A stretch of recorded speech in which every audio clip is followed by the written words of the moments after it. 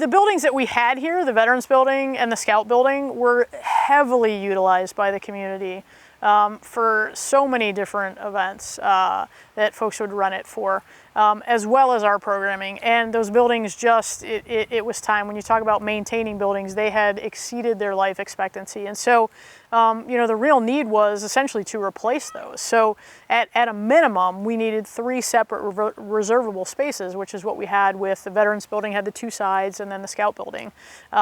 So then the thought was, hey, if we put those into one building, the footprint in the park can be changed. And that, in that respect, we can improve the traffic flow in and out of the park, as well as add some additional parking. The larger room, for lack of a better term at this point, banquet room or atrium, can have up to 250 seated banquet style, which was exactly kind of that sweet spot that we really, folks were looking for space in Bowling Green for their life events, as well as, you know, a lot of the programs and events that we have. And then we have down the hall, we've got some meeting rooms that can be one large at 120 approximately, or can be pull the divider and can be 2 rooms of about 60, 63 apiece. Really wanted the building to kind of give homage to the history that was here and tie in the historicness of the park itself. And so we feel like that was done well, and then council decided to officially name it the Veterans Building. So we hope to be able to tie in some of the history of the Scout Building that was here, and we have display cases in there that the American Legion will put some information or some items on display.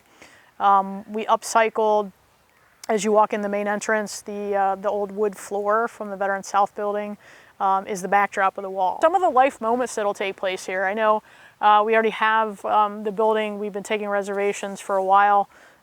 Since Park Board set the fees for September 2020 and beyond, and we already have some weddings booked in here, and we've got, you know, graduation parties for 2021 booked. So those are the kind of things that people really look forward to, and this is just going to be a beautiful space that's, you know, central to so much of Bowling Green, and really welcoming and inviting to everyone.